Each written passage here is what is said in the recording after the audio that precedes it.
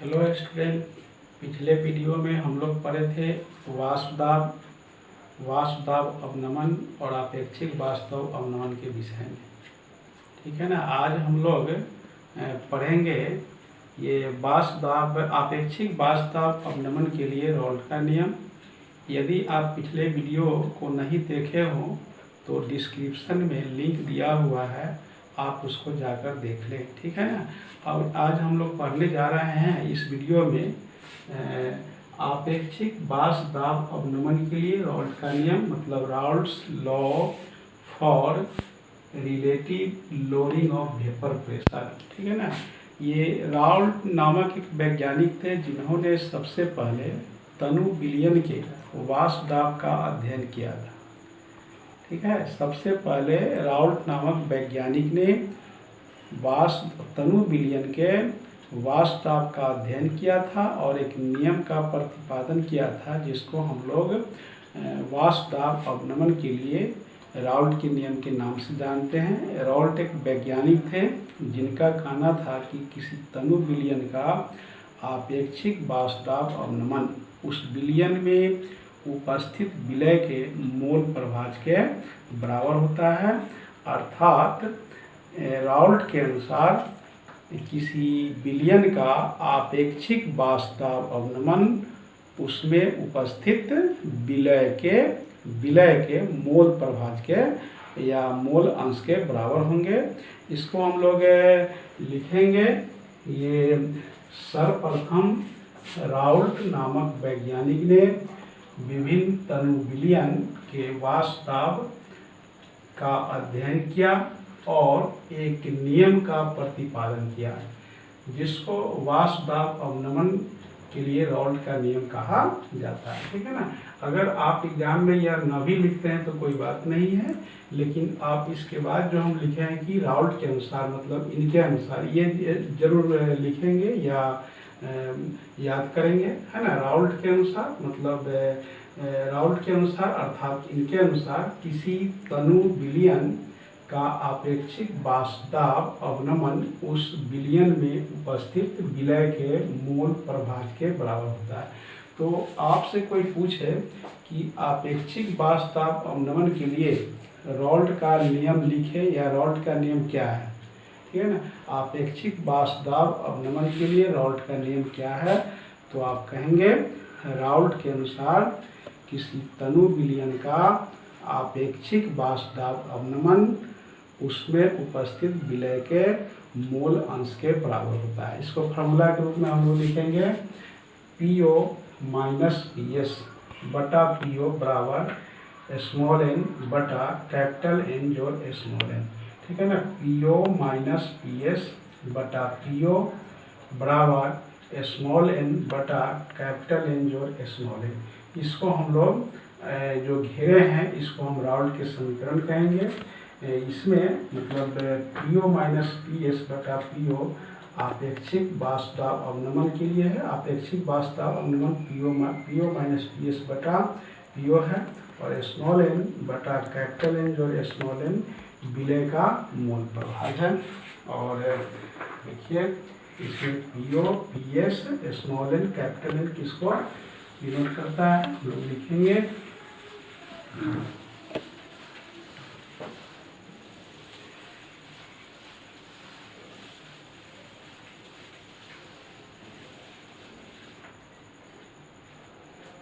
इसको ऊपर लिख रहे हैं PO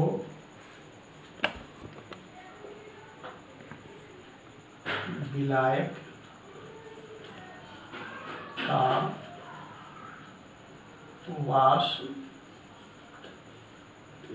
है। PS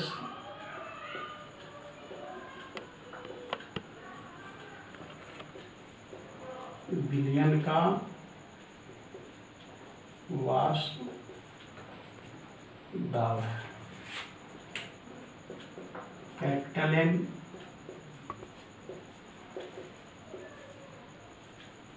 विलायक के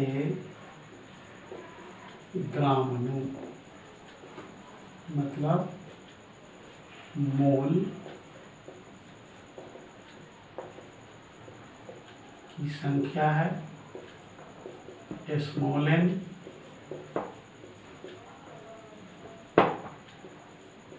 विलय के ग्राम अणु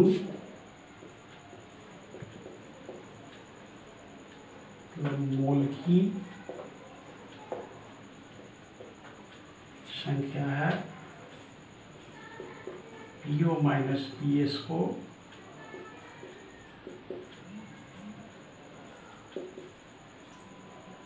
वासुदाब अब नमन करते हैं। इस तरह से जो हम लोग राउल्ट का समीकरण लिखे थे PO माइनस PS बटा PO बराबर स्मॉल n बटा कैपिटल N जो स्मॉल n, उसमें PO माइनस PS बटा PO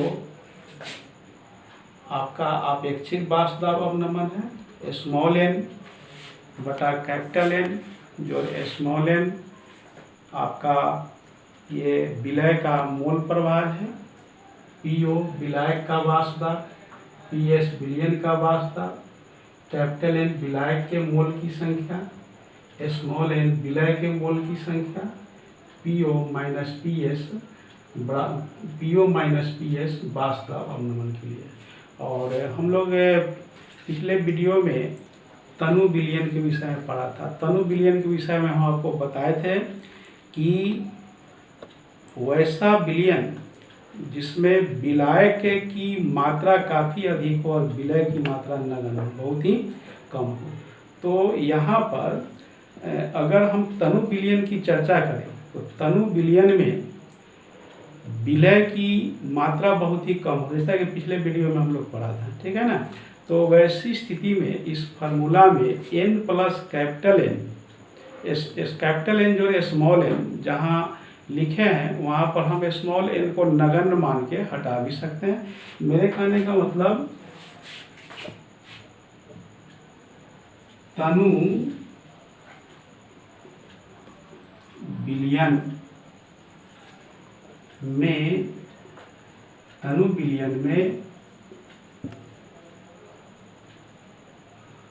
विलय की मोल की संख्या नगण्य होता है। नगण्य कहने का मतलब बहुत ही कम होता है। नगण्य होता है ऐसी स्थिति में स्मॉल n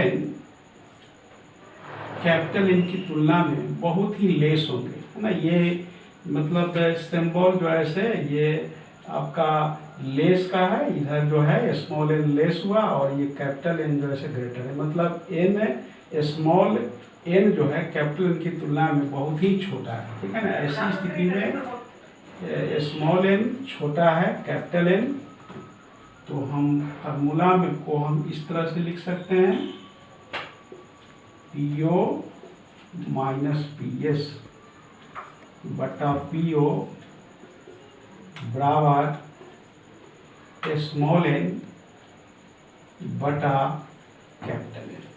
ये तब होगा जब आपका तनु विलयन हो, जिसमें विलय की मतलब मोल की संख्या बहुत ही कम हो, नगण्य हो। तो इस तरह से हम लोग रॉड्स के समीकरण को इस तरह से भी हम लोग लिख सकते हैं PO माइनस PS बटा PO बराबर कैपिटल N बराबर स्मॉल n बटा कैपिटल N, कब जब विलयन तनु हो, जिसमें विलय की क्वांटिटी बहुत ही कम हो। अब इसके आगे हम लोग पढ़ेंगे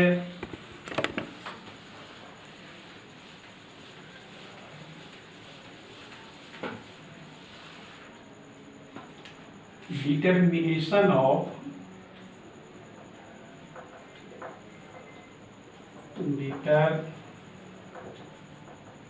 combination of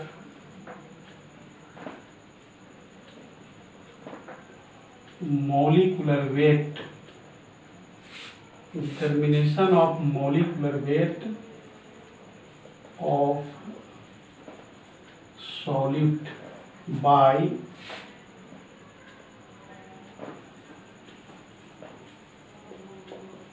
relative lowering of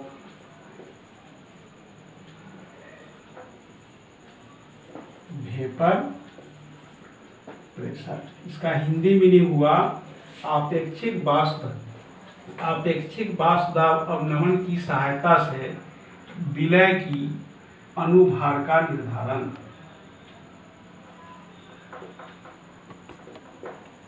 आपेक्षिक वाष्प दाब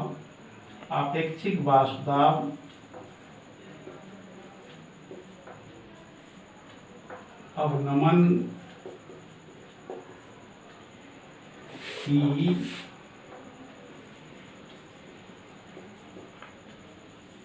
सहायता से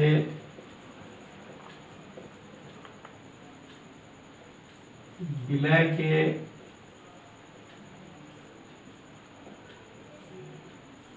अनुभाग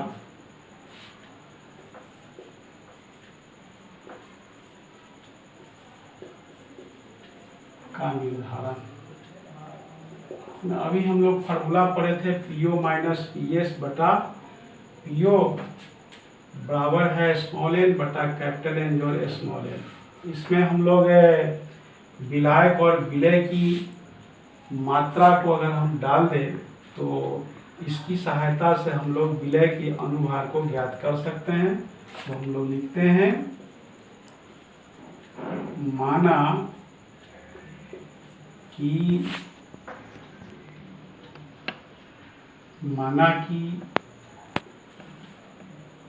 स्मॉल w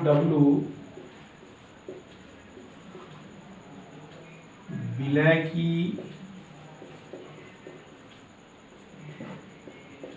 दी गई मात्रा है। माना कि स्मॉल w विलय की दी गई मात्रा है, स्मॉल m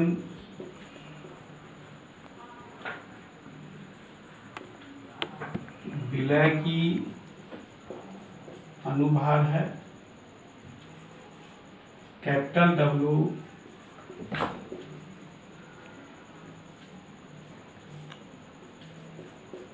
विलायक की दी गई मात्रा है और कैपिटल M विलायक की अनुभार है। ठीक है, माना कि स्मॉल w विलय की दी गई मात्रा, मतलब स्मॉल w जो है गिवन मास ऑफ सॉल्यूट है, small m molecular weight of solute है, कैपिटल W ये गिवन मास ऑफ सॉल्वेंट है और capital M molecular weight of solvent है। इस वैल्यू को, इस मान को अगर हम राउल्ट्स के समीकरण में डालें तो एक समीकरण प्राप्त होंगे। अभी हम लोग लिखे हैं राउल्ट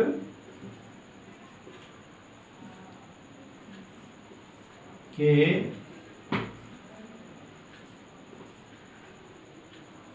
समीकरण, राउल्ट के समीकरण में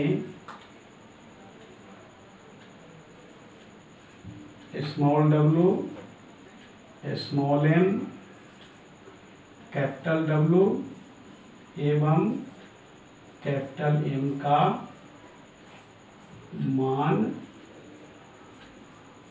रखने से, ठीक है ना। अभी हम लोग समीकरण लिखे थे PO माइनस PS बटा PO बराबर स्मॉल n बटा कैपिटल एन। ठीक है ना, ये था तनु विलयन के लिए। इसमें स्मॉल एन और कैपिटल एन का मान को हम रखेंगे।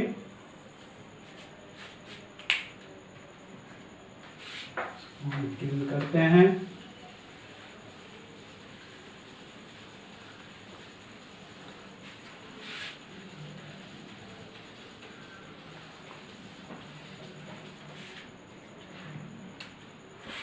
लिखेंगे पीओ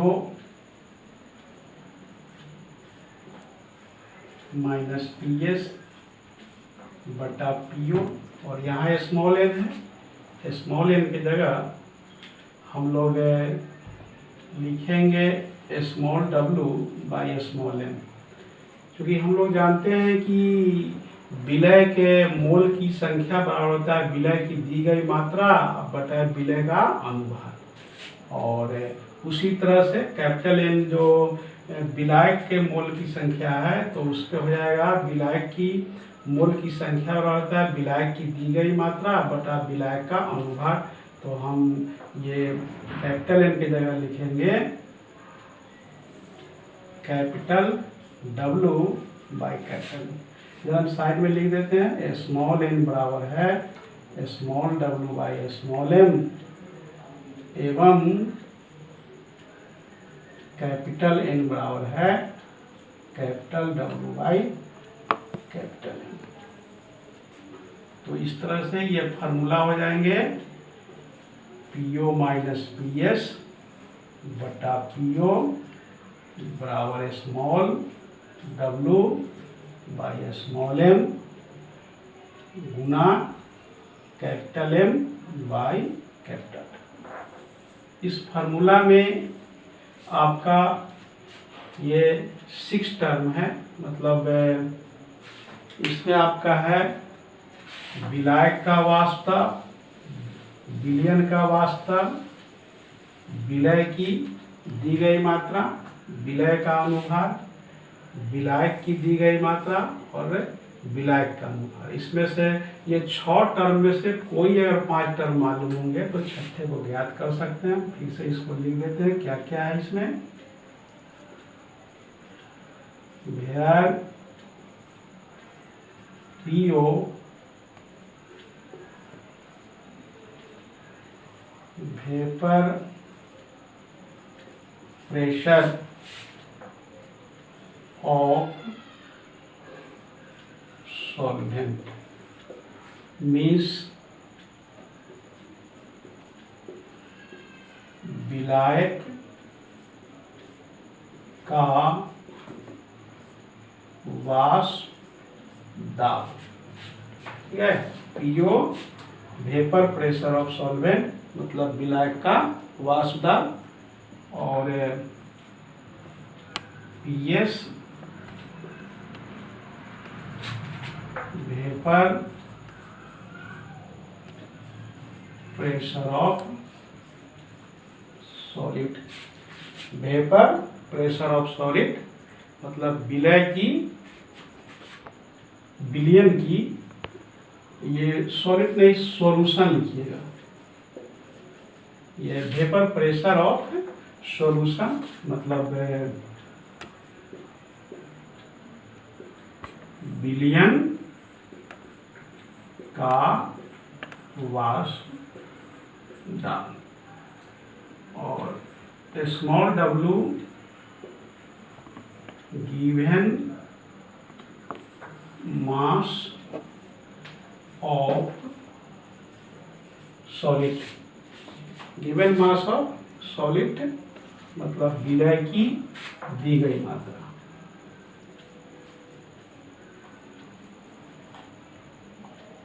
विलय की दी गई मात्रा और small M molecular weight of solid means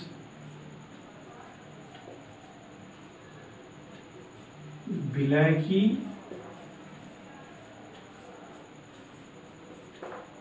अनुभार, विलय की अनुभार, और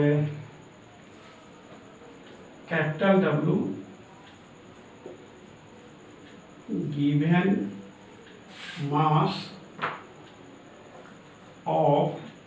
मास ऑफ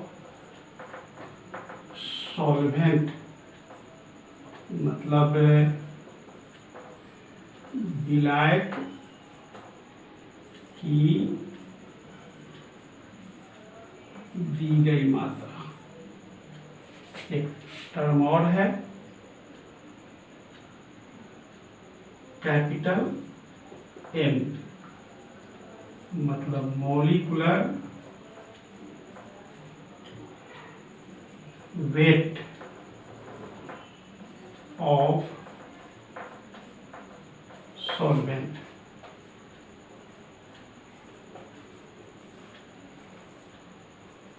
विलायक की अनुभार।